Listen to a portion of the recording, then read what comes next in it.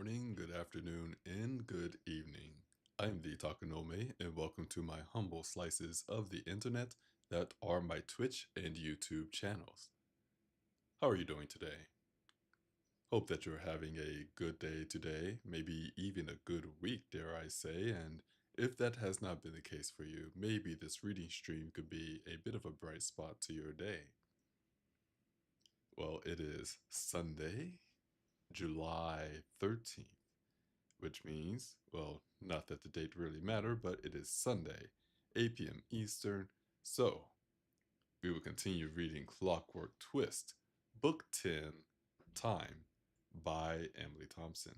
Now, for anyone who may be new to the stream or have no idea who this author is, allow me the opportunity to, well, introduce them to you by reading their bio. Emily Thompson is a non-binary author and artist originally from Northern California. Although they adore steampunk and all things Victoriana, they also write science fiction and fantasy. After studying film and animation in university, Emily changed to a Japanese language focus and studied in Tokyo.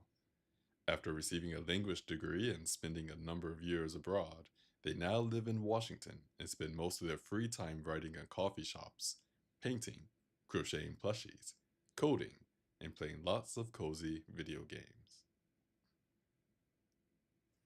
There you have it. That is the author. And I believe I mentioned this before. I actually do know the author live. I've met them a few times, quite a few times, live in person when we were studying together in Japan all those years ago.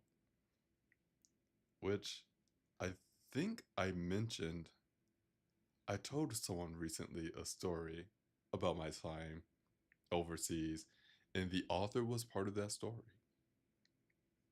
Fun times. Before we begin the reading stream, normally I would like to start off with any news for this channel, which actually there's a couple of things I need to mention for this channel. So next Sunday and the Sunday after, assuming all goes well, we will have reading streams. That is the plan. We will have the reading streams for the rest of this month. Now, August 3rd, there will be no reading stream. On that day, there is a farewell party for the do-it-yourself car garage that I would often take my car to do repairs and changes and stuff like that. Well, the shop is closing down. So as a final farewell to the shop, I will be participating in that celebration farewell party, if you will. And that is August 3rd.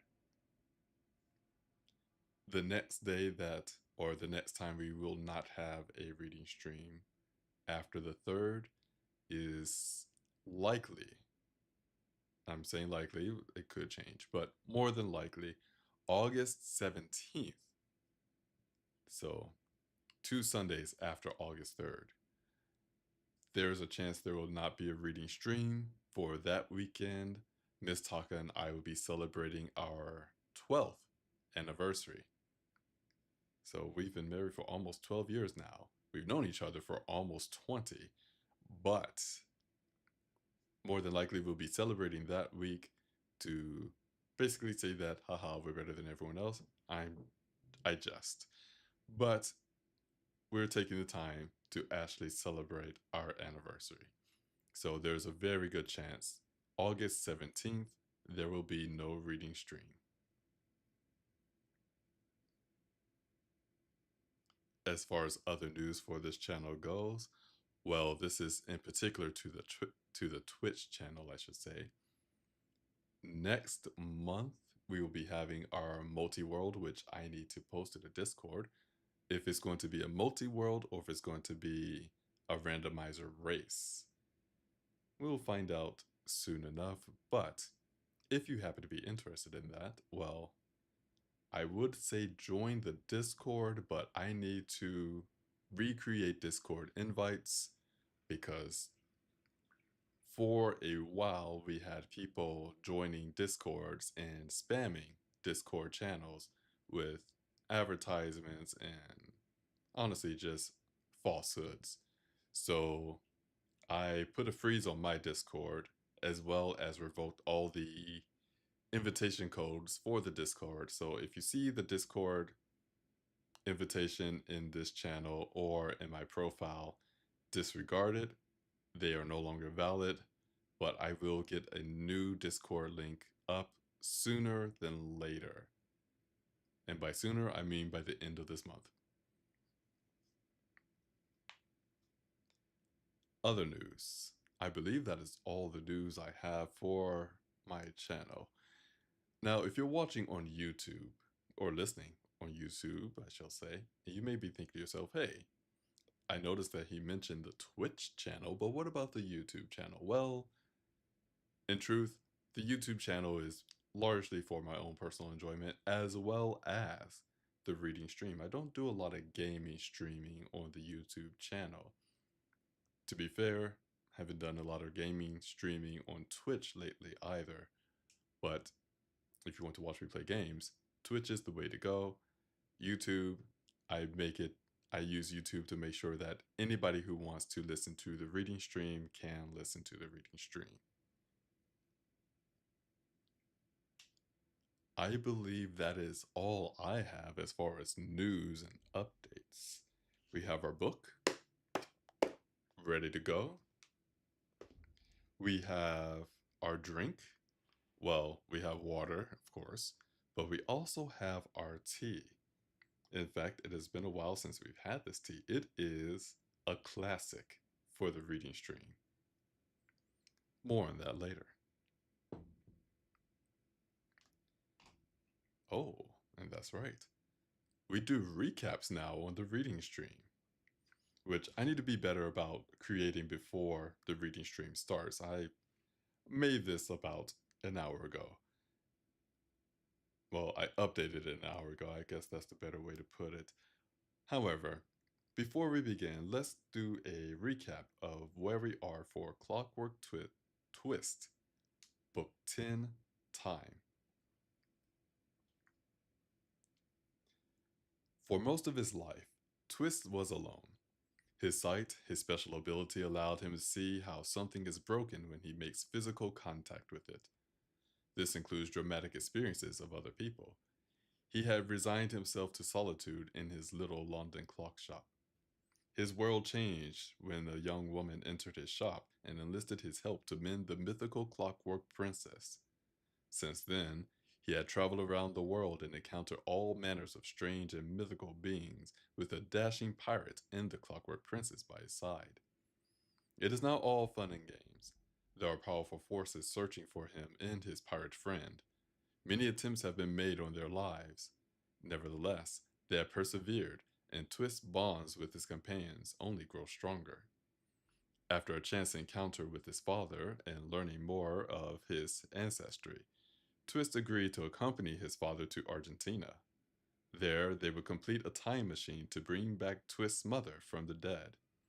However, Twist's pocket watch from the distant future was key to completing their task.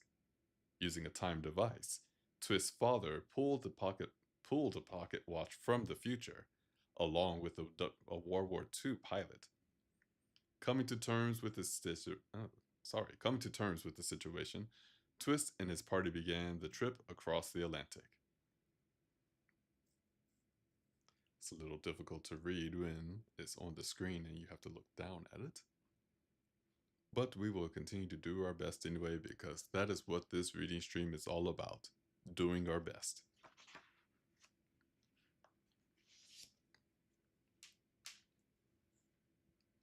Do a little bit of stretching here.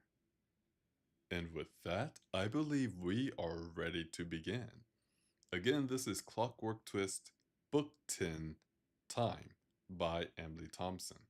We are currently on page 76. And with that, let's begin.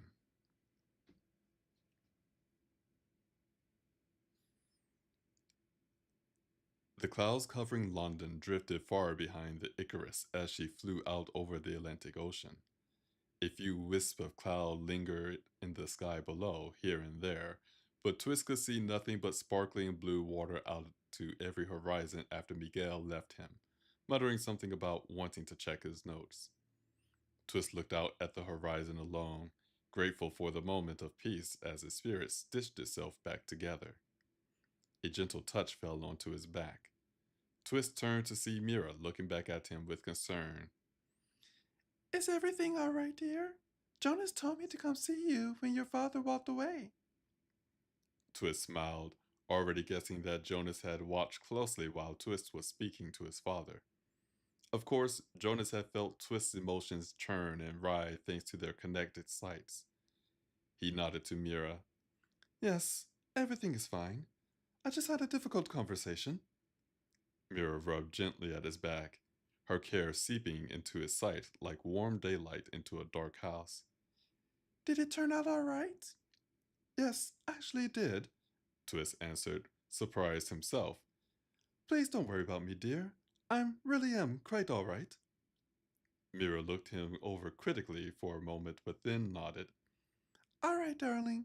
But if you ever need a nice conversation, you know you can always come talk to me. Twist leaned closer, placing a kiss on her shiny metal cheek. I know that for certain, He assured her. Mira smiled back. Well, none of us have had any breakfast, and it's already time for lunch. I'm going to get started cooking. Are you finished with that? She asked, pointing to his empty glass. Twist followed Mira back to the now empty pitcher and tray and placed his empty glass with the others as Pamut did the same. Jonas glanced at him and didn't seem to see anything worth commenting on, but Robin approached Twist when he was about to offer to help Mira clean up. Robin had pulled down the top of his oversuit and seemed to have tied the sleeves in a knot around his waist. He now wore a white cotton shirt with the sleeves roughly rolled up to his elbows and nearly completely unbuttoned over a white undershirt. His hat was still sitting at a very askew angle, the front of the brim hanging low over his right eye. "You're the mechanic, right?" Robin asked Twist, drawing the attention from everyone else as well. Well, I'm the engineer, Twist answered. What kind of jets has this bird got? Robin asked. I can't get a good look from the inside this bubble. And am I crazy, or are those wings not solid? I'm not sure what you mean by jets, Twist answered, struggling to decode the American's words. But the wings are made of canvas and wood. Weird, Robin remarked. Okay, so what kind of engines does this airplane have? I don't see any props, so I guess they're jet engines, but they're not running on diesel anyway, are they? Do you guys even have diesel yet? Oh, Twist said, smiling as he began to understand. The engines are prototype gas turbine design.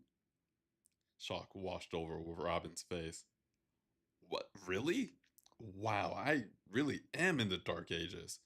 No wonder it'll take forever to get to Argentina. Where are we going? 150? He asked with a smirk, apparently implying the number insufficient. We're currently traveling at over 200 knots, Twist grumbled back. Really? Robin asked, glancing to Jonas in surprise. Jonas now stood watching Twist and Robin as if they were being entertaining, while Pamut offered to help Mira take the tray of empty glasses back to the kitchen. Jonas nodded in reply to Robin's question. It's hard to believe that we can stay airborne this slow, Robin said, looking troubled. Twist couldn't help but balk at the idea that 200 knots could be considered slow by anyone. Hey, it's cool, buddy, Robin said, raising his hands and putting on a friendly smile. I'm sure 200 is really something these days. Good for you. Say, Matt, can I see the stick? What stick? Twist asked back. You know, Robin said, with waning patience. The thing you use to steer. It's probably in the cockpit. I imagine you mean the helm, Twist said, working hard to understand. Which is on the bridge. Sure, Robin said. We can talk about the airplane like it's a boat. Whatever you like is cool with me. This way, Twist said. turning to lead him toward the bridge. Jonas hurried to follow them into the bridge with an eager smile. Robin gave a whistle, looking around at the controls and gauges set into the counter that ran along the curving front wall of windows. Spotting the small helm wheel that stood up on the stalk in the center of the half circle room, he gave a surprised laugh. Well, isn't that cute? He said. But how do you just pitch and yaw? It articulates in a number of different angles, Jonas answered. Wow, this place is like a museum, Robin exclaimed, looking over the controls now. Hey, what's this do? He asked, pointing to a control.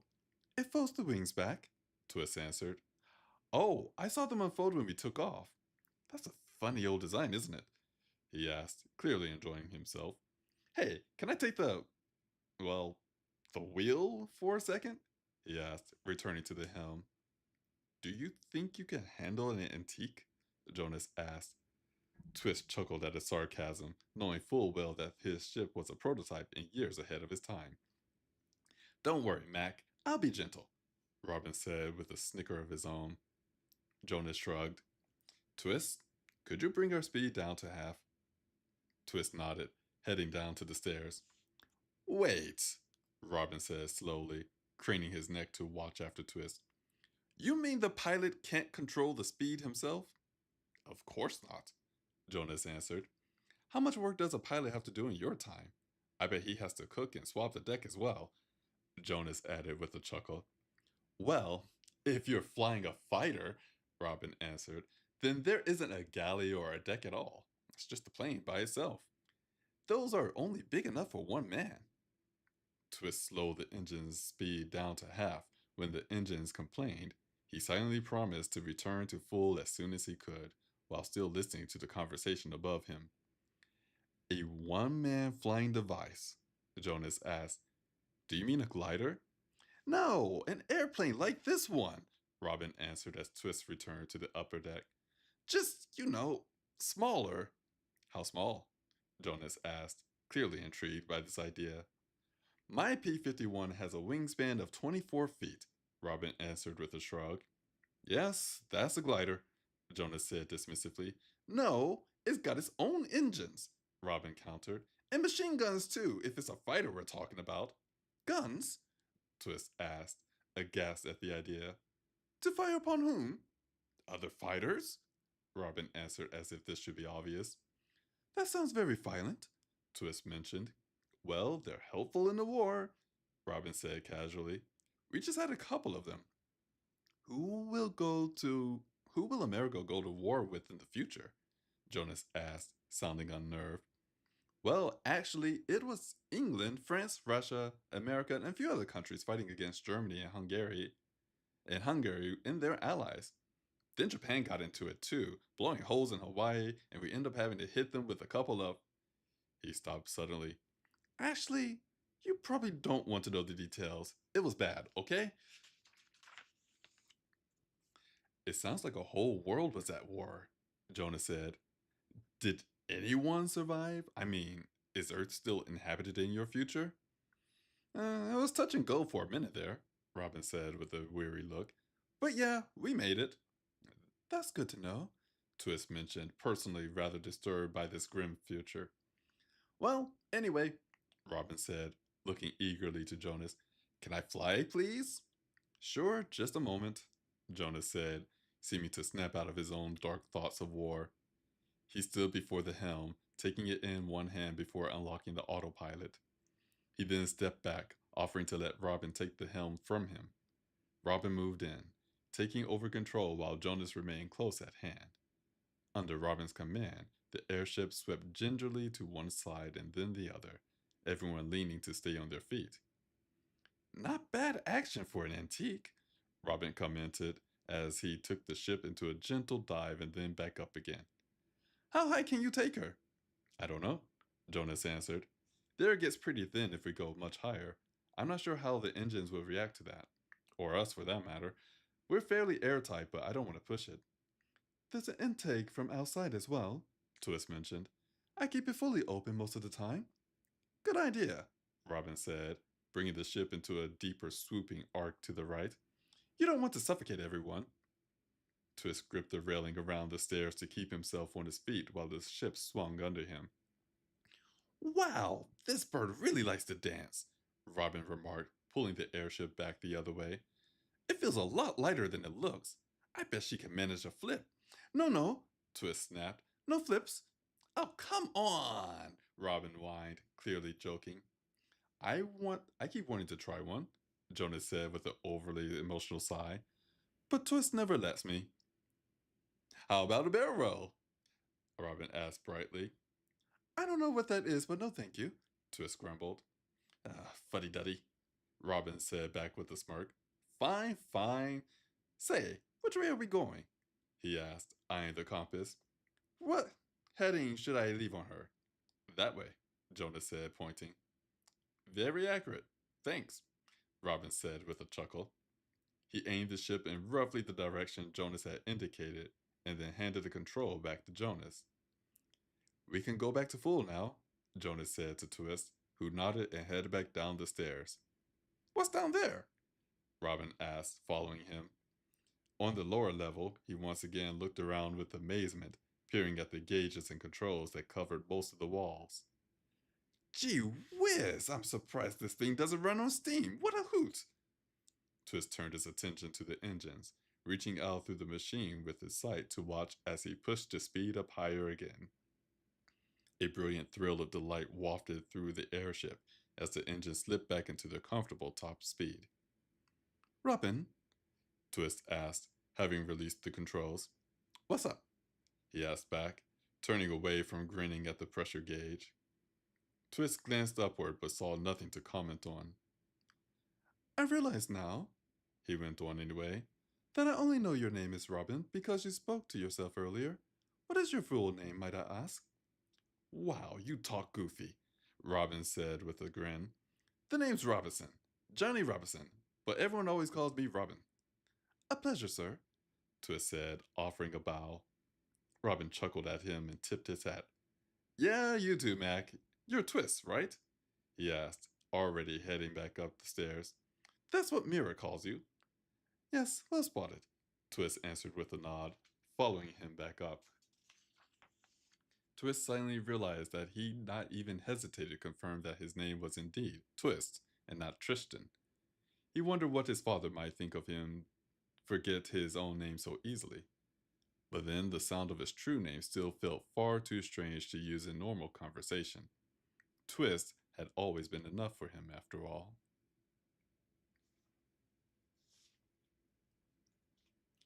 Here we're going to take a quick chapter break, as well as see if our tea is now cool enough to drink. The cup is still rather hot. Or should I say, it is hot to the. Ooh, apologies. Hot to the touch, but maybe not to the lips. Let's find out.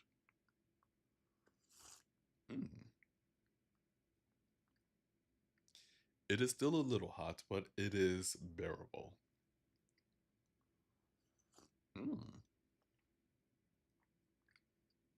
Haven't had this tea in a while.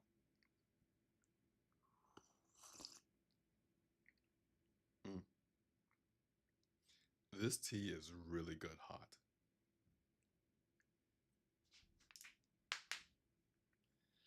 Before we continue with the story, I would like to thank you all for joining this reading stream, whether you're here live listening to Twitch or YouTube as we, well, read the story, or if you're listening to the VOD on the same channels. I do appreciate the support that you give these channels, as well as the reading stream itself.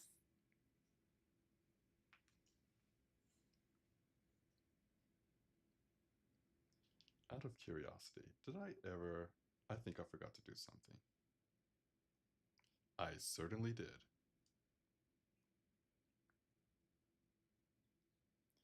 Something I forget to do, and this is for people who may have discovered me through Blue Sky, is occasionally I forget to press send on my post on Blue Sky, and this was one of those times.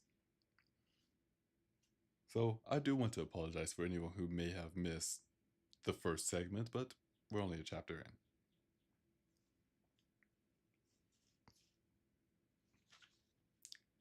But with that, I believe we are ready for our next chapter. I'm hoping not a lot of mirror lines because my mirror voice is a little off. Then again, I'm kind of recreating Robin's voice on the fly. We do what we can here on the reading stream, and again, I do appreciate you all for being here. And with that, let's go into our next chapter.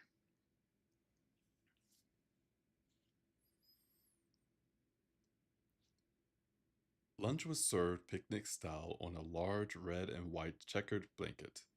Mira happily laid out a pleasing array of pan-fried sausages, freshly baked rolls with butter, a large salad filled with all sorts of crunchy vegetables and sweet sultanas, and a box full of tiny apple tarts.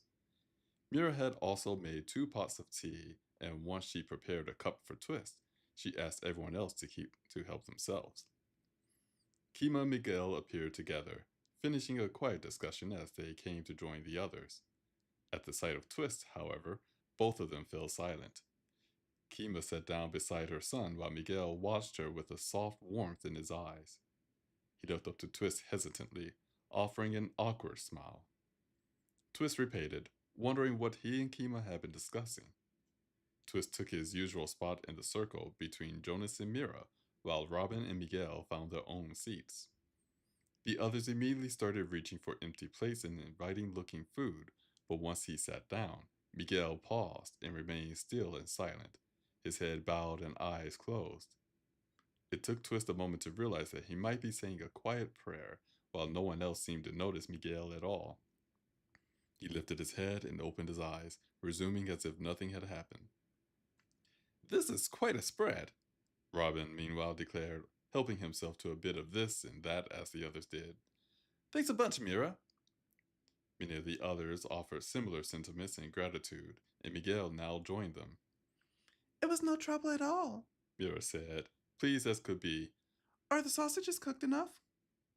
"Not bad," Jonas answered with a bite. "I say you got it just right. You're getting good at this, puppet."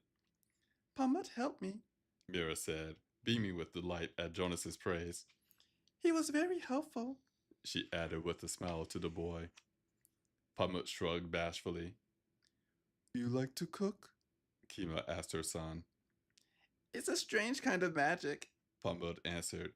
"It's not tiring like my spells, and the rules are simple, but you get food when you do it right."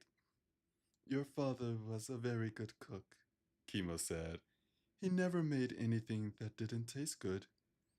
Pamut looked to her in surprise. "Really?" "Oh, yes," Kima answered. "He kept our whole family happily fed through every season." Twist smiled, watching Kima and Pamut speak so easily together. The boy seemed to be completely at ease and fascinated by her words. Kima also looked happy to tell him of his father, and she went into far more detail than she usually might have. Twist felt the gaze fall on him and glanced to the side to find Miguel watching him thoughtfully. Twist nearly saw the question in his eyes, which perfectly mirrored his own thoughts.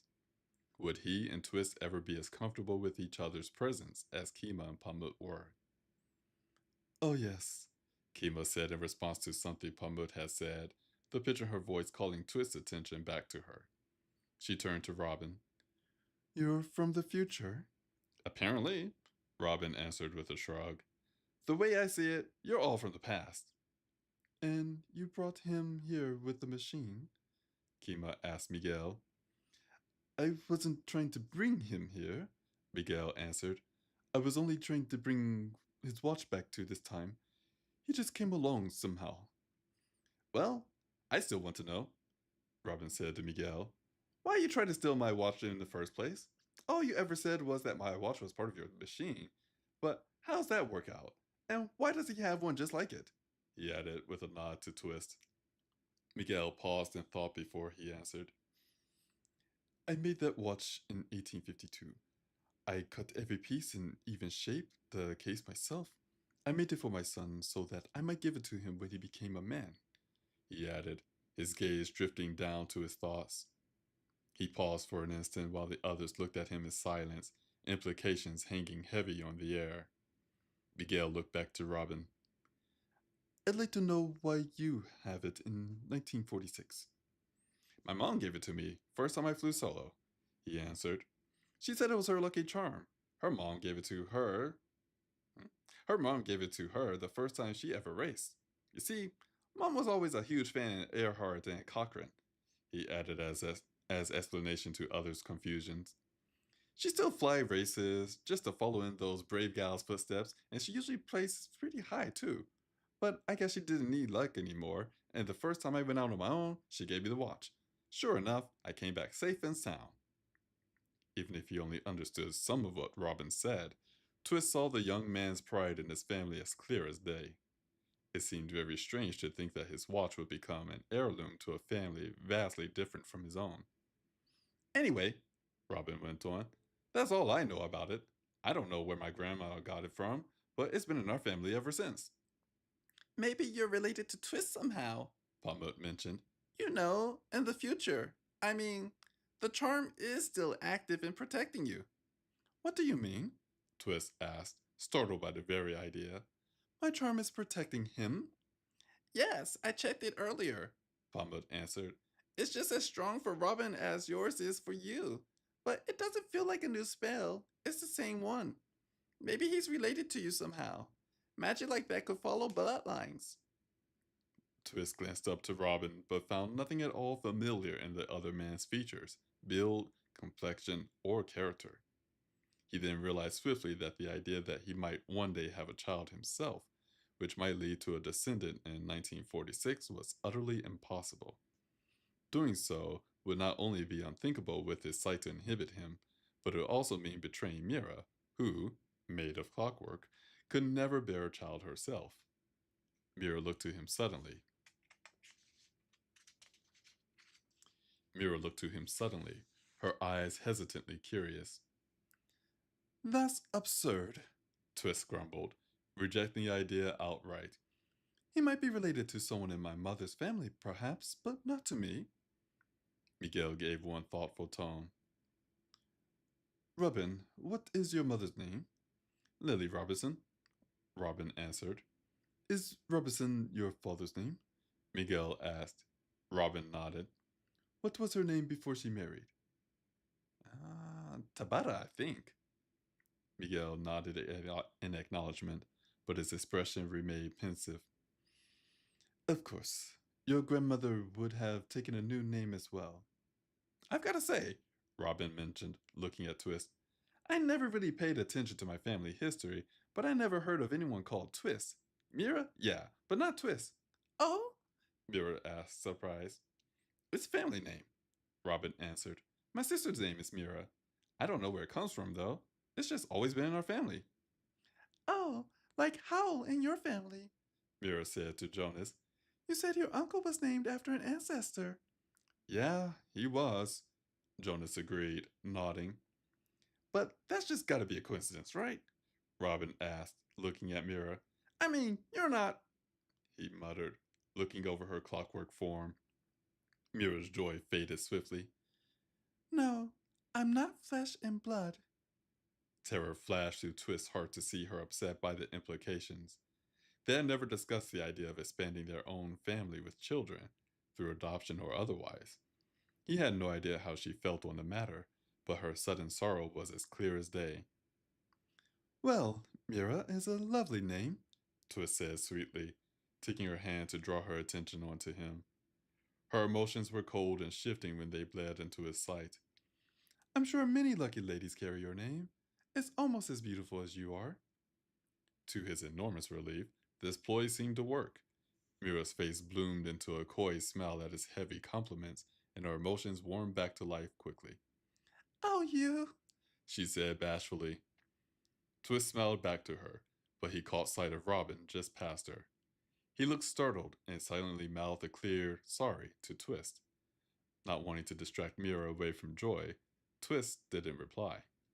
Jonas spoke up nearly an instant later, asking Pamut how he liked the apple tarts.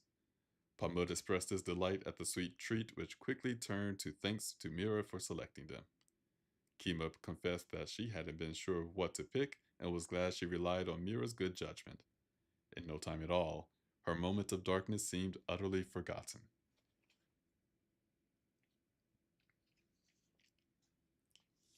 Here we're going to take another chapter break. And I want to say kudos to Twist for knowing, well, Twist, Jonas, and everyone else for bringing Mira out of her funk. We do not need more ghostly shenanigans from her, that is for sure. Taking another sip here. We'll do one more chapter before our midstream break, if you will.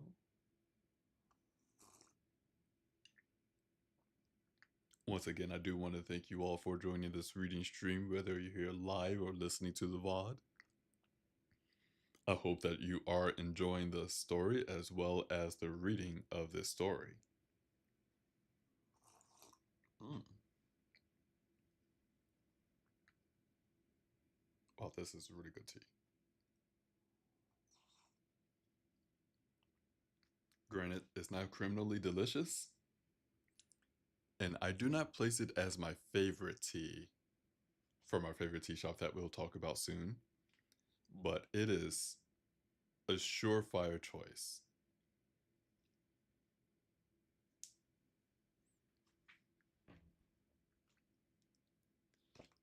Making sure we're ready for the next chapter here. Quick stretch.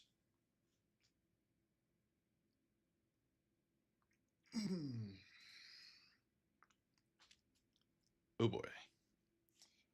Apparently my feet can feel it already, but we will not let that stop us. On to the next chapter.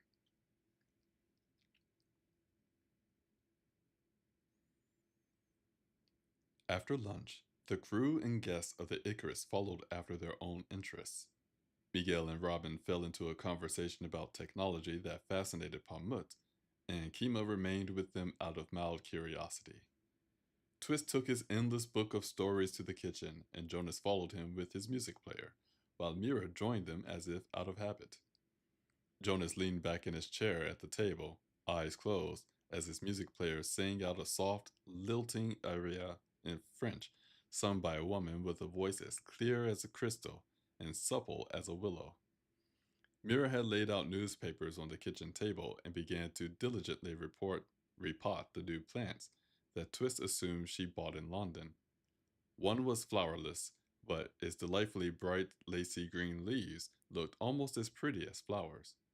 Another plant looked like a miniature rose bush with tiny pink blossoms, and the last plant seemed to be a kind of dark, shiny green ivy that was already reaching out of its new little pot. Twist took a deep breath, savoring the light smell of the tiny roses and the rich scent of fresh soil, as well as the delicious smoothness of the buzzing at his neck, while Jonas enjoyed the song. He then opened his book and continued from where he left his bookmark. Mr. Darcy was still being aloof and cold to Elizabeth in this chapter, but since Twist had read this story before, he knew that the deliciously awkward dance of his proposal was coming soon. It felt like a bucket of cold water had been tossed over the entire room when Pamut suddenly appeared, dragging Robin into the kitchen by the hand. Kima and Miguel followed as well, watching from the doorway. The boy's face was pale with fear, and Robin looked alarmed as well. Mira paused, the rose bush still in her gloved hands, looking to the newcomers in fright.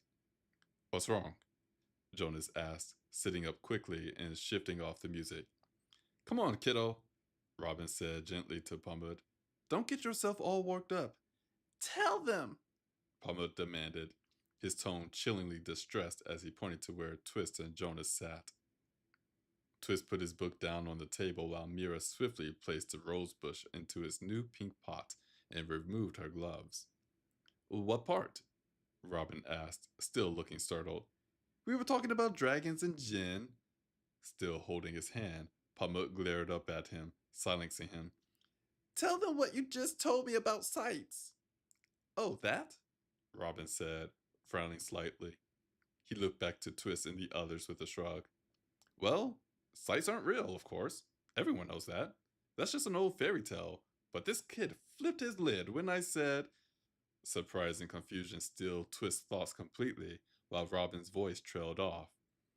Twist glanced to Jonas to find nothing but astonishment on his face as well, and his eyes a startled yellow-green. Mira stared back at Robin in her own confusion, while Robin's casual airs vanished as he noticed their reactions.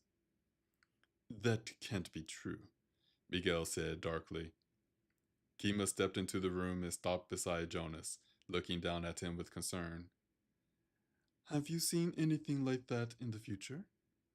Twist winced as the buzzing in his neck tightened with a sharp snap.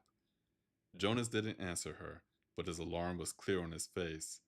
Frightened more by his friend's fear than anything else, Twist moved to ask Jonas to explain, but Robin spoke first. What's the trouble? Robin asked them all. You cats don't really believe in sights, do you? We both have them, Twist answered, his voice hollow as he nodded towards Jonas. Sure you do, Robin said with a knowing grin. And I bet you got a bridge to sell me too. As Twist's thoughts struggled to make sense of Robin's claim about sights, the other moments of confusion held little of his interest. Are you saying that in your... Oh, wrong person. Are you saying that in your time there are no sights at all? Well, no, Robin said with another shrug. A few superstitious people might believe in them. I mean, lots of people in history are supposed to have them, but no one can actually prove that anyone ever had real life superpowers. Anyway, anyone who claims to have a sight now is just selling snake oil. You know, fortune tellers, sideshow charlatans, people like that. But people have always had sights, Miguel said, frowning. It's not like you can get rid of them. Jonas snapped his eyes closed as if in pain, but still said nothing. Twist tried not to panic. Oh no, people haven't always had sights, Mira said. Twist and Jonas both looked to her sharply. I mean, she went on, when I was a girl, only Atlanteans had sights. Robin chuckled. Atlanteans? Now you're going to tell me you believe in little green men from Mars, too. Mira looked at him unhappily. I remember that a lot of people, when I was little, didn't even believe that people from Atlantis really had sights at all. It sounds just like what Robin is saying of the future. Right, Twist said, struggling to keep up. Didn't someone tell us that it was the Atlanteans who started sights? They made a deal with the Fae that went wrong or something? Yes, exactly, Plumwood said with a nod. Atlantis made the deal with the Fae. They cast a spell that made sights possible. But it was a spell. Spells can always be broken. And believe me, the Fae have been trying to break it ever since. They thought that by becoming sights, they would be in control of the people they were born inside of. They didn't know that they'll end up dormant, sleeping through the human's entire lifetime. That wasn't what they wanted at all. Oh, yes. Ronnie told us the same story on the Rook ship, Mira added. And all that sounds reasonable against what I remember. But Robin's tale is suggesting that the sights would stop one day. Jonas breathed a curse. Twist looked to him to find his hands up over his face. Mira, Robin, Miguel, and Palmud all paused now as well, looking at Jonas. Kiba put a hand on his shoulder but clearly didn't know what to say to him. Twist realized it was up to him. Jonas, he said gently, what don't I know? Jonas dropped his hands to look back at Twist, his yellow eyes slowly going gray with resignation, while the buzzing at Twist's neck dimmed into an uneasy murmur. He glanced at the others in turn, and then gave a sigh as he placed his own hand on Kima's. He looked back to Twist. Twist sensed his friend's brace as if for battle. I've had a vision of my future, he said softly. Mira gasped quietly, her hand flying up to cover her mouth and her eyes wide in fear. Nothing bad, Jonas added quickly, holding up a hand. This was a good vision, actually. It'll be nice. It'll be a nice day. I'll be standing in a beautiful garden somewhere. When he paused and his anxiety grew, Twist waited, watching him. Twist was only aware of a single pleasant future vision of Jonas's, which hadn't yet come to pass. A vision he'd seen in Atlantis, right after he caught up with his old favorite vision of Kima. Twist didn't, however, know anything about the vision at all. Jonas had refused to say and had asked Twist not to ask about it.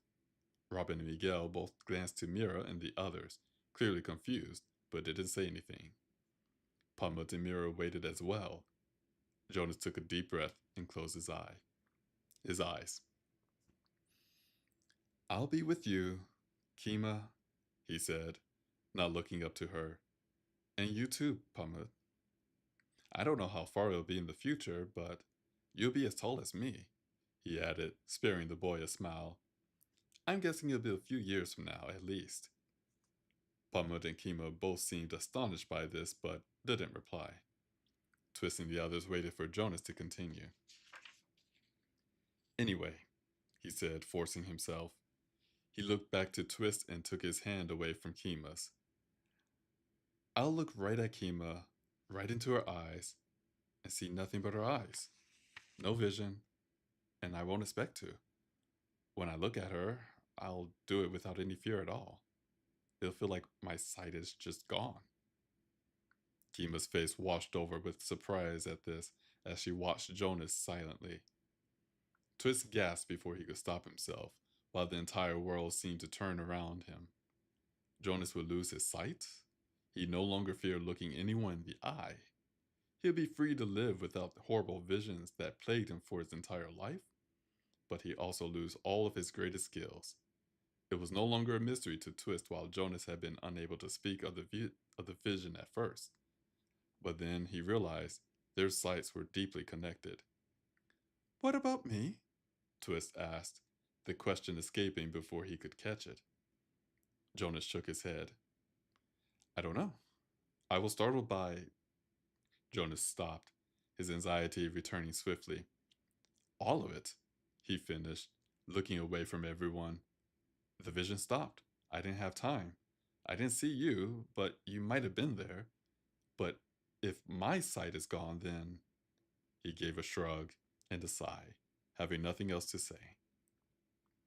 Every fiber of Twist's being declared in unanimous certainty that there was much more to this vision than Jonas was saying. But whatever it was, it had frightened Jonas more than the thought of losing his sight. Kima caught Twist's eye, clearly having the same thought. Even if Jonas had adamantly declared that he'd seen nothing bad in the vision, whatever he was hiding still frightened him terribly. Twist's own fear rose, overpowering his curiosity. But, he asked instead. Oh, wrong person. But, he asked instead, you think that you will lose your sight somehow? He just said we all will, Jonas answered with a gesture to Robin. Are your visions of the future never wrong? Miguel asked. Jonas closed his eyes, his anxiety rising again in the buzzing at Twist's neck. No, they're not, Vera answered Miguel. If he sees something, it will happen. You guys really aren't kidding, are you? Robin asked, his tone sober. Twist looked back to him but wasn't sure what to say. Robin seemed to see his answer in his eyes nonetheless. But how? Mira asked softly. How can this happen? I don't know, Jonas answered, turning to Robin. What about you? Robin held up his hands. Buddy, I'm serious. I thought sights were a bunch of hooey until about 5 minutes ago, but now you guys are making me wonder. But is there no history about it? Jonas asked, frowning. Robin gave a sigh, pausing to think. All I learned at school was that people used to have sights and then they just stopped, right at the start of the Industrial Revolution. My teachers never ran into it. By the time I left school, most people were saying that they never existed at all. It was just conjuring tricks and gullible people. Robin paused, seeming to remember who he was talking to. Anyway, that's really all I know, he offered. Jonas nodded thoughtfully. Then he looked at Pambut. What about you, mate? Do you have any idea how something like that could happen? Oh, Pambut gasped, as if startled to be addressed. Well, I mean, I guess it's possible It was a spell that opened the doorway to fairy and made the first sights. But every spell could be broken. It would take a lot of power, though, he added, looking worried now. I mean, a lot of power. More than I've ever seen. I don't even know how you contain it all long enough to do anything with it. And believe me, if my masters could have broken the spell and stopped our dead from being trapped in sights, then they would have long ago. Jonas nodded again. Thanks. That's helpful to know. Pama took this comment as a compliment and seemed surprised by it. But, son, Miguel began, drawing Twist's attention. You told me that your sight causes you a lot of trouble. Wouldn't it be good to be rid of it? Twist's mind stalled on this question. Yes, it might be a relief to be rid of his sight and all the pains and troubles that came with it. But then again, it was also his greatest skill. The idea of losing his sight seemed the same as losing his vision or any other sense. How could he do anything without it? He felt a gaze on him and turned to find Mira watching him with great concern. Twist followed her thoughts almost instantly. If he were to suddenly lose his sight, he'd never be able to feel her emotions in her touch. He'd no longer be able to sense her ghostly form at all. Would he even be able to maintain her puppet without a sight to help him? Their relationship would be strained terribly by such a loss. Please, Twist said, rising to his feet and stepping closer to her. Don't fret, my dear, he said gently, taking her into his arms. Mira's worry flooded into his sight as she buried herself into his embrace, wrapping her arms around his waist. We'll be all right, Twist assured her gently, stroking her back. No matter what happens, we'll be all right. Twist felt her nod, the side of her face pressed against his shoulder. Her emotion smoothed out at his words, but the calm felt more constructed than natural. Twist held her tightly, feeling his own concern ebb as he willed hers away. He's right, you know, Kima said gently to Jonas. You just said that you've seen a good day in the future. The buzzing at Twist's neck shifted uncomfortably in response to her words, but it did seem to calm ever so slightly nonetheless.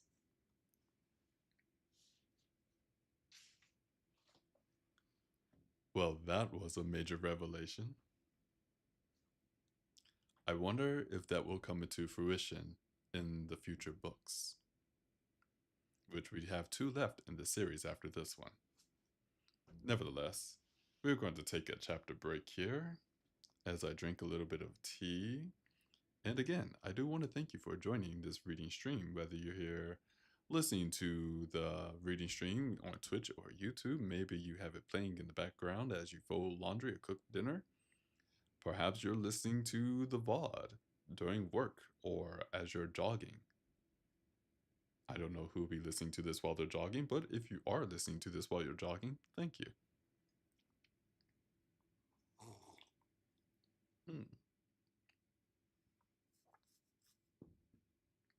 About the tea I'm drinking tonight. Now, I mentioned that this tea is a classic, and it is perhaps the first tea we drank on the reading stream when we started this about, oh dear me, when did we start the reading stream? Was that 2-3 years ago? I do not know how I forget when the reading stream started. 2.5 years ago. Is that right? No, that is incorrect. I have to remember when we did this. No, reading stream started January 2022. So we are now, oh my, 3.5 years. Time is going by. Anyway, this is the tea, the very first tea we drank 3.5 years ago, or I should say I drank 3.5 years ago for the reading stream. This tea is called the Clockmaker, inspired by the series that we are reading now. And the ingredients for the Clockmaker are roasted green tea, orange peel, black tea, puree tea, rose petal, and pine smoke. Again, this isn't necessarily my top favorite tea, but it is definitely in the top 3. When it is hot and warm, it has such a nice, smooth taste. It's very comforting, really. Not cozy comfort, but more of a smooth comfort. I recommend this tea if you are interested in it. And if you're thinking to yourself, why, Taka, I am interested in this tea, but heavens on earth, where do I find such a tea like this? Well, allow me the opportunity to introduce you to a tea shop that I'm sure that you will all love, called Friday Afternoon. That's right, it is time for, well, are not sponsored, but we're going to pretend it's a sponsorship, even though it's not a sponsorship at all. I don't think they even know that this is happening, but we're going to say it's a sponsorship, not sponsorship. Friday Afternoon, the tea shop in Seattle, Washington. If you go to their website, www.fridaytea.com, you will find a wide variety of teas that I'm sure will tickle your fancies, as they have tickled mine. Tonight, I will tell you about the tea called Key Lime Black. It is part of the summer seasonals collection, so that means it is available from now until September 3rd. And after September 3rd, we go into the autumn seasonal rotation, which I believe the Clockmaker tea is a part of, but I was able to get it before then, so I was very happy about that. Now, this tea, the Key Lime Black Tea, make sure I said it correctly here, is a scrumptious black tea blend featuring bright citrus and a touch of sweet. This brew is reminiscent of a limeade Arnold Palmer, making it the perfect iced summer tea treat. Ingredients for this tea: black tea, rainbow sugar, there's an asterisk there, I will explain that later, lime peel, natural lemon flavoring. Now, for this rainbow sugar, you may be thinking rainbows don't produce sugar, which I will say you are incorrect. They do produce sugar, and this sugar contains, well, sugar, FDC yellow 5, yellow 6, blue number 1, red number 3, red 40 lake, maltodextrin, and carnauba wax. So, if this sounds like something you will like, well, you would go to the website and find it. And there are reviews, actually. There are all 5 stars, all 5-star reviews. First one reads, delicious, zesty tea. My new favorite. I'm a sucker for anything with a good citrus zing to it, which honestly, so am I. And this one really does it for me. Excellent piping hot or chilled. Another 5-star review from last year, June. A tropical delight, a wonderful treat, good to the last drop.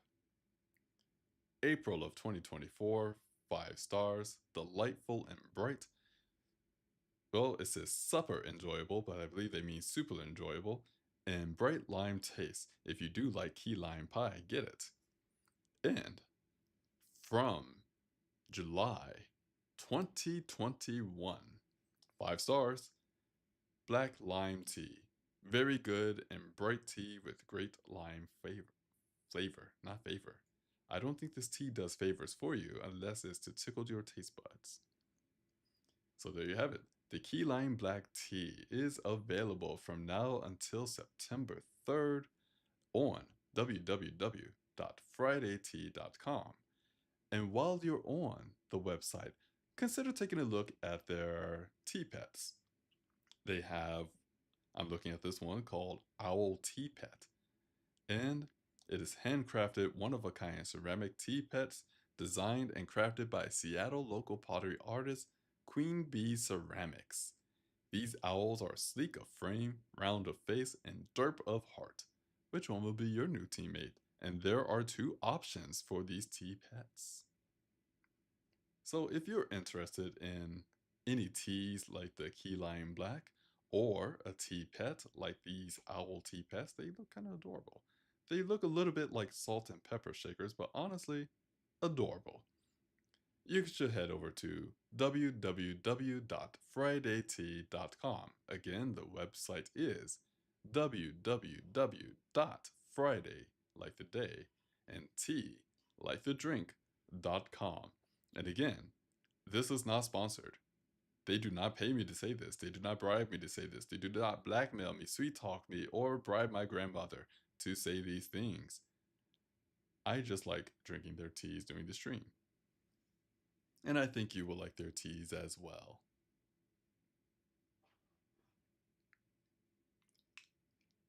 Something I thought about not too long ago, then we'll get back to the story.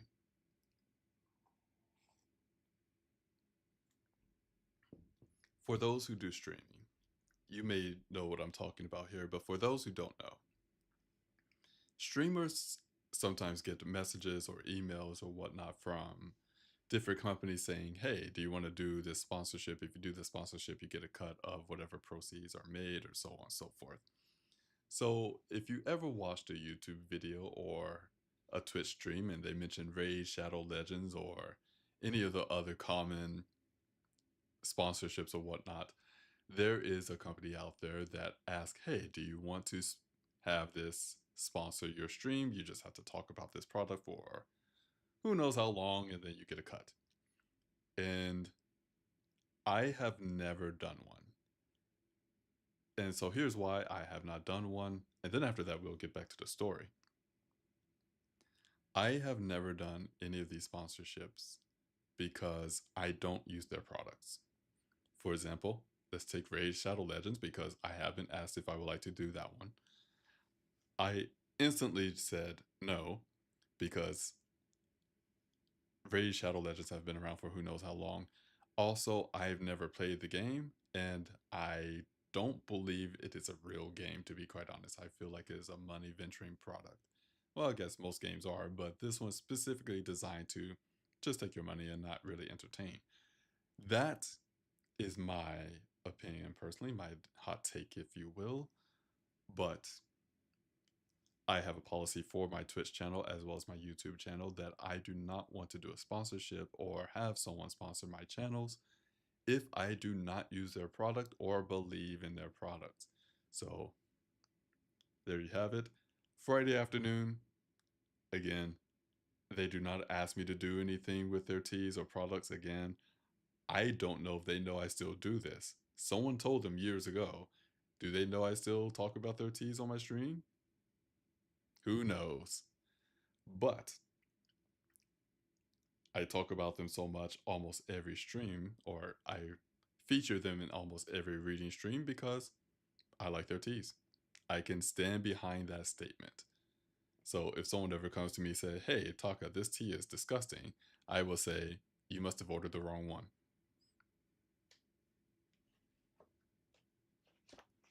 But that is neither here nor there as we get ready to go into our next chapter. Still, that was a bit of a bombshell to drop in the previous chapter. That was, And I want to clarify this as well for anyone who may be new to the reading stream here. I do not know what's going to happen in the story. I have no clue. As I've said before, I read the first 5 books years ago. So from book 6 up until the end of the series, I am learning what's happening just like everybody else. Which is fun to keep that excitement down as I'm reading because the narrator's supposed to know everything that's going on, but my gosh, this narrator does not know everything that's going on. But I believe that's enough rambling for now. Let's get back into the story. Next chapter.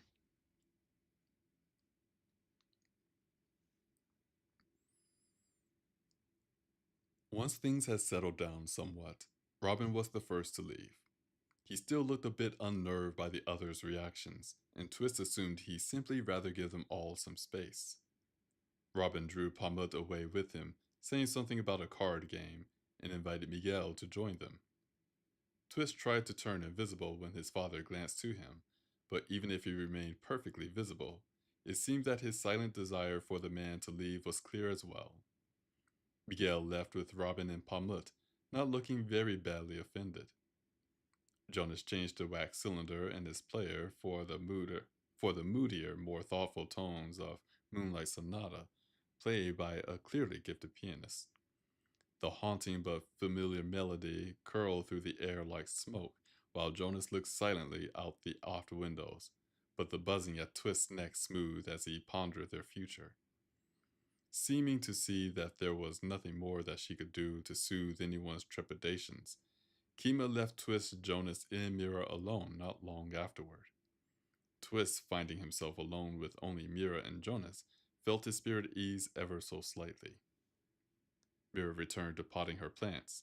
Seated at the table again, Twist watched her diligent work and recognized the grounding comfort that such a task could bring out of chaos.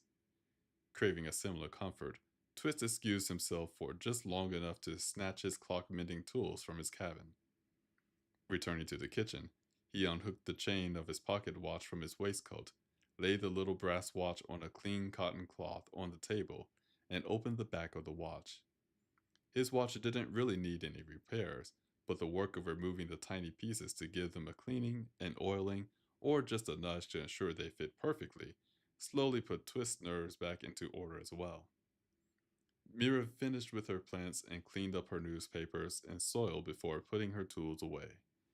She placed the potted ivy in the corner of the windowsill, turning it slightly and admiring the angle before trying another. When the song was done, Jonas changed the music back to soft arias, but the language sounded Italian to Twist now. Twist ran out of things to do with his watch and closed it up, but he noticed that his own spirit felt lighter now, just as the music did. He started to put his tools away when he caught Mira looking at him with a hesitant expression. She looked away again, adjusting the placement of a rose bush on the center of the table. "Oh," Twist gasped, seeing the necklace watch that hung from her neck. Jonas jerked at the sound of his voice and looked back at him. Mira paused as well, looking to Twist. "Sorry," Twist muttered. "Darling, I just realized that I've never mended your watch. I'm sorry. With all that's been happening, please don't trouble yourself," Mira said sweetly, waving his words away. "I know it's not easy for you to fix the part that talks," she said, glancing down to it. "It's all right. I don't mind," she added with a bravery that looked fragile. Dread shot through Twist's heart to see that his negligence might have hurt her. Mending the infernal talking watch was the only thing he'd ever been unable to do for her. The strange technology employed still baffled him, even with the help of his sight. But so long as it was broken, Mira was unable to speak to one of her dearest friends. Worst of all, Twist saw now that she'd come to understand that he actually might not be able to fix it at all. He never failed her before. The thought of doing so now was unlivable. "No, no," Twist said, shaking his head and holding out a hand to her. "Please, let me try again. I'll figure it out." A ripple of relief washed through Mira's smile, and she took off the little watch, handing it to him. "Thank you, dear," she said softly. Twist took the blasted watch and opened the back of it immediately. All of the fine, neat clockwork of the watch was attached to the face and hidden by the electrical lighting element that could be revealed with a simple flipping mechanism. The back, however, was devoid of clockwork. This was the part that confused him. Twist saw no gears nor springs, but rather thin wires, tiny metal and rubber pieces, and crystals the size of salt grains.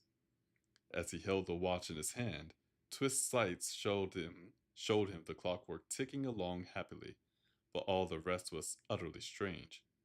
It felt distinctly like magic, which his sight never responded to. His sight suggested rather vaguely that something was missing. He checked to be sure that every wire was connected, and they were.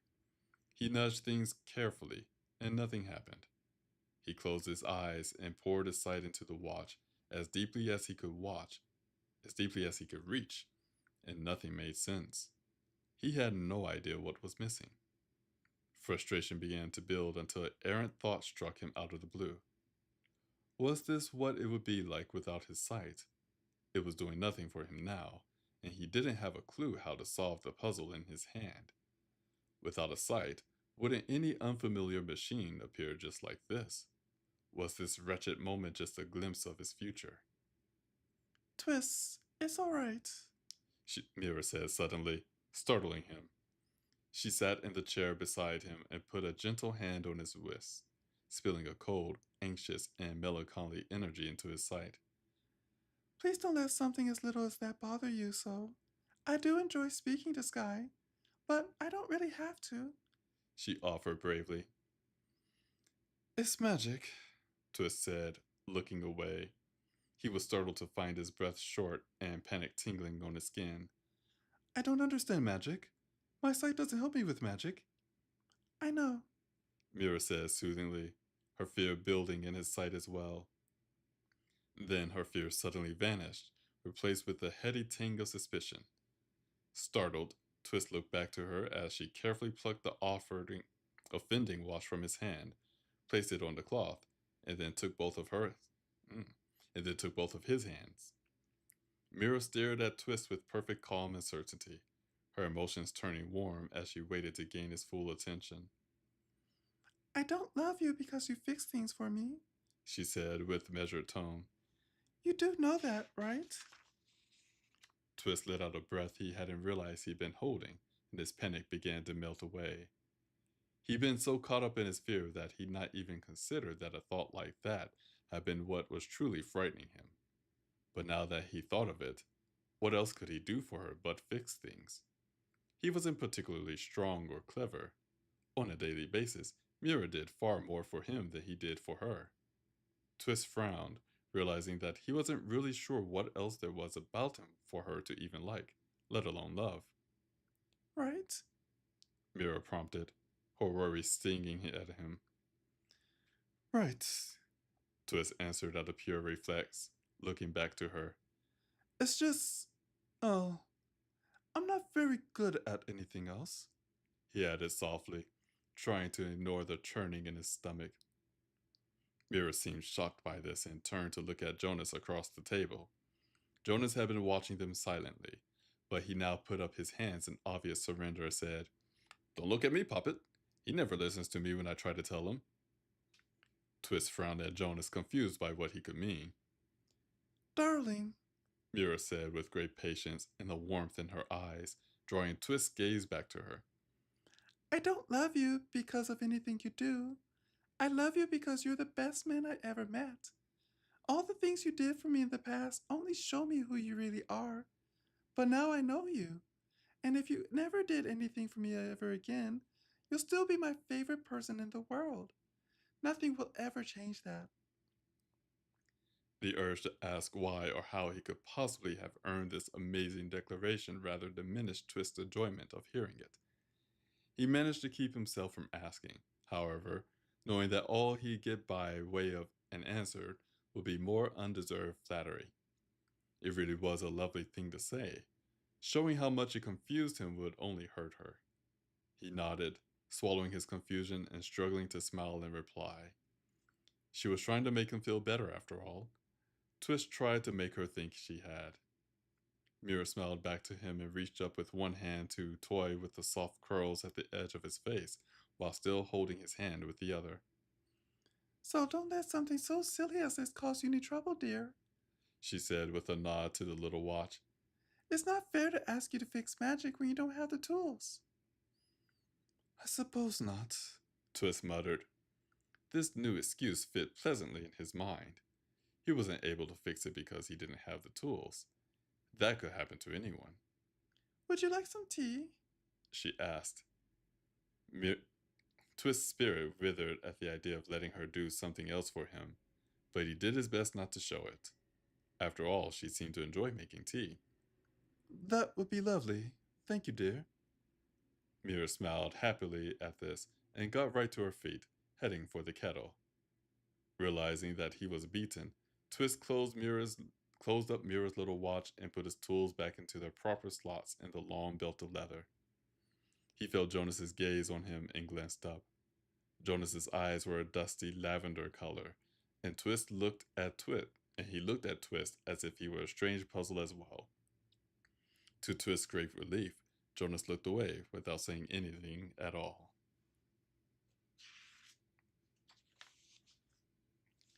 Kind of lost it there at the end, but let's take a look here.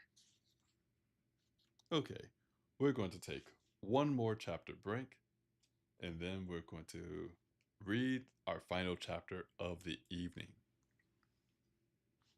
Ooh. Mira's voice, the most difficult voice in this entire series.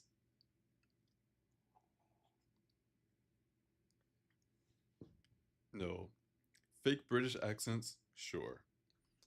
Fake other accents, maybe. Dragons, goblins, jinn, other mystical creatures and whatnot, sure, I can do those. But a convincing, sweet sounding girl voice, that is not really in me. But again, we do our best because the show must go on.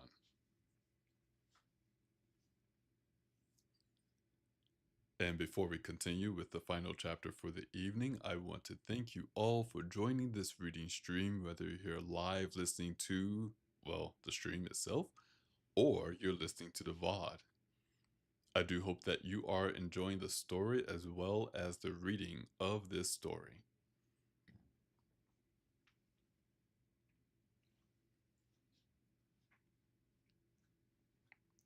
I'm telling my feet that they only have to survive for another 5 to 10 minutes.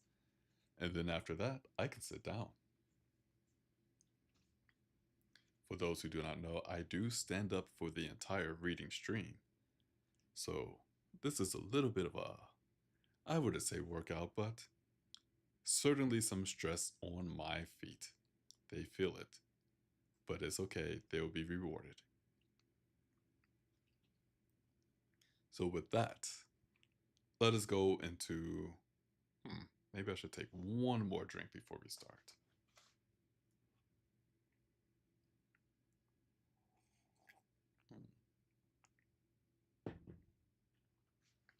I think that would do it. So with that, let us go into our final chapter of the evening.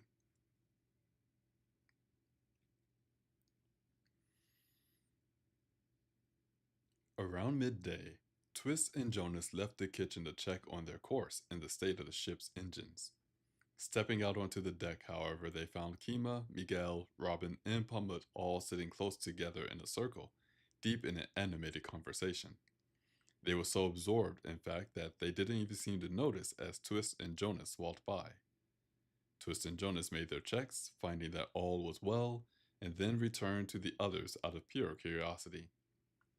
But it looks flat, Pumut protested, as if this should be obvious as Twist and Jonas arrived. Shall I explain the angles of shadows again?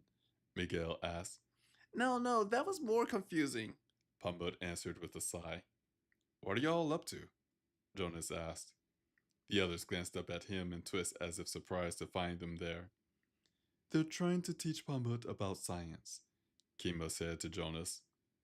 I don't remember how we got on the subject, Robin added, but the poor kid is having a tough time with the idea that the earth is round. If it's like a ball, Pumut said suddenly, then where's the edge of it? There is no edge, Miguel answered patiently. It's like a ball, he added with gestures. But I can see the edge right there, Pumut snapped, pointing at the horizon. The others took this as a disappointment, but Jonas chuckled. Mate, they're right, Jonas said to Pumut amiably. I've been in orbit. I've seen it. The Earth is round. There's no edge. It's just one big round world. Pumut looked at him with deep concentration. You saw it? Yes, I did, Jonas said. So did Twist. Twist nodded. How did you get into orbit? Miguel asked, frowning. Yeah, Robin added. People are only now getting close to working that out. I mean, in my time, he amended. Dragon stole Jonas away on this spaceship, Twist answered, but we got him back. Oh, I see, Miguel said, looking only somewhat troubled by this news. Dragons? Robin asked with a chuckle. You believe that this whole world is one round ball, but you don't believe in dragons? Pumut asked him with a smirk. Robin laughed to himself and shook his head. You know, kid, you might have a wacky education, but you're sure no dummy. Wait a minute, Pumut said suddenly, holding up his hands. If the world is a ball, turning around like you said, then Don't people fall off when they're on the underside? Miguel chuckled at this, but tried to force it down when Pumbaa shot him an ungrateful look. Everyone else simply looked at the boy in dismay. Twist found himself Twist found he himself had no idea how to even start to explain the nature of gravity. I'm sorry, that's simply adorable, Miguel muttered before taking a breath and continuing on calmly. Gravity doesn't make things fall down, it pulls things together. Pumbaa narrowed his eyes at him in obvious disbelief. It's really very simple, Miguel went on. The more mass something has, the more strongly it pulls at other things. Earth is the most massive thing around here, so it has the strongest pull. What's mass? Pumbaa asked. Miguel paused. Do you know what an atom is? Isn't that a name? Pumbaa asked back. No, not Adam. Miguel paused for an instant. Never mind. It would take me about a year to explain the mass actually is. I still barely understand it myself, and I had a Jinn explain it to me. All you need to know is that big, dense objects like planets have more of it, and smaller, less dense objects like people have less. Alright? So it's like ownership? Palmut asked. Miguel didn't seem to follow. You know, Palmut went on. if someone owns a token for a day, it has less meaning to them than the token they had for years. Magic has less to grab onto, and spells are weaker, the less ownership a token carries. You can't see it, but you can feel it. Math sounds like that. Oh, yes, Miguel said, suddenly smiling. You're talking about fade targeting magic? Yes, actually, it's sort of similar now that I think about it. As Miguel and Pamela continued to debate science and magic, Twist ceased trying to keep up with them. He did, however, notice rather easily that his father was speaking to the boy in a very kind, understanding, and patient way. Pamuk responded to this with rapt attention, and both of them became quickly wrapped up in their conversation. Twist found himself wishing that he had something to add so that he might enjoy the comforting looking atmosphere. Kimo watched and listened intently as well. Robin just seemed mildly entertained by the entire experience. Jonas touched Twist's arm, stirring him from his thoughts.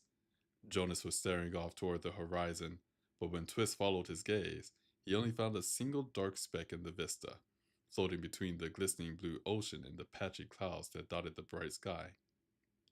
What is that? Twist asked. Jonas seemed surprised by his question for an instant, but then stepped closer to the railing and took Twist along with him. It looks like a flying pagoda, actually, Jonas answered, pointing to the dark speck. It's an airship, and it seems to be trying to head us off. He paused, smirking. And now Sky is standing on the balcony holding up a sign that reads, Jonas, please stop. Oh, Twist remarked. Well, that's a bit odd. What's going on? Kima asked, having stood to peer over the railing as well. It seems that our friend Sky wants to see us, Jonas answered. Twist, would you slow down? Twist, would you slow us down a bit? Right away, Twist answered, heading back to the bridge. Twist brought the airship's speed to a gentle stop, grimacing as the engines complained against slowing at all. He patted at the throttle gently and promised that they wouldn't be stopped for long. Whether or not the engines understood this softly spoken words, however, he wasn't sure. Returning to the deck, Twist could now start to make out the outline of the airship that was swiftly approaching. It seemed to be a squat basket under a large pale blue balloon. We should still be careful, Miguel was saying to Jonas. We're almost halfway to South America already, Jonas replied. Don't worry, we'll get there in time. This might not take long at all. Is there any more news? Twist asked Jonas. No, she put her sign away when we stopped, Jonas answered. Only see 2 other people on board, and I think I spotted Kali too. No one is threatening anyone. They all look perfectly at ease. Twist nodded, taking this information in. It might be nothing but a social call. Whatever is going on, Miguel said darkly, I would appreciate it if none of you mentioned my time device to anyone. I've gone to a lot of trouble to keep it hidden. Jonas shrugged. I don't have a problem with that. Twist nodded as well. Then, a lick of delicious delight shot through Twist's heart at the thought of telling Mira that she would soon see her friend again. I'll go and tell Mira that we have company, he added. Have fun, Jonas replied, smiling back at him. Twist hurried away. Whatever the reason for Sky's visit, Mira would surely be overjoyed to see her. He found her in the kitchen, refilling the tea tins from the large store that was left in a crate. What is it, dear? Mira asked, looking at Twist curiously when he entered the room. Twist stepped closer and took her hand, opening his sight to her emotions. Jonas just spotted a ship approaching. Mira's emotions flashed with alarm. He also spotted Sky aboard, he added with a smile. She's coming to see us. Mira gasped, and sunny, sparkling joy broke across Twist's sight like daybreak. Twist intended to savor the feeling, but it was so sudden and bright that it left him feeling a bit giddy and dazed. He focused just enough energy into not distracting her as his mind turned into gold. Sky? Mira asked, grasping Twist's hand while Twist blinked to keep his vision from swimming. Oh, how lovely! But do you know what she wants? Is something the matter? I don't know, Twist answered, his mind clearing slightly from pure light to mild concern as Mira's emotions shifted. Jonas said everyone on board looks fine. Mira's emotions turned suddenly to suspicion, but a knowing smile appeared on her face. She glanced down at his hand and apologies. I think that might be a typo. She glanced down at his hand and then back to his eyes. You just want to tell me so you can enjoy my happiness, didn't you? Twist tried to look innocent. No, Sky's really on the horizon. She'll be here soon. The knowing gleam in Mira's eyes remained as her smile deepened. Her joy returned like floodwaters, washing all his other thoughts away, but it felt warmer now. Mira laughed to herself and moved closer, reaching up with her free hand to toy with the soft black curl that hung beside his eye. Her cool fingertips sent lovely flashing shivers through Twist's skin, while her delight poured into his own heart. Whatever your reasons, she said, you've made me very happy. Good, Twist replied, giving up trying to contain his grin. Mira laughed to herself again, sending ripples of light through Twist's sight.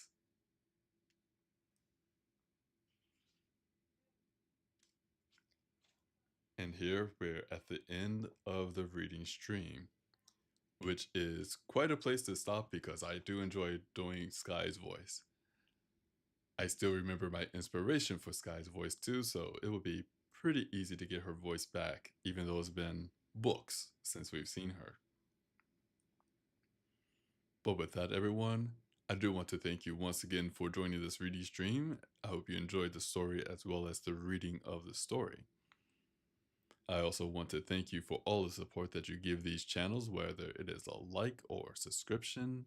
If you follow or lurk or anything of that nature, tell your friends, tell your family, say, hey, there's this guy on the internet who reads books every Sunday, 8 p.m. Eastern. Well, most Sundays, 8 p.m. Eastern. I don't want to make a liar of myself.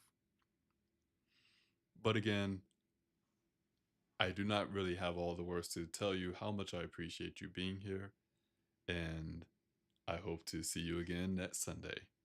So with that, I will wish you all a wonderful day, a wonderful evening, or whatever time it may be for you. Stay safe out there, take care, and I'll see you next time. Until then, bye-bye.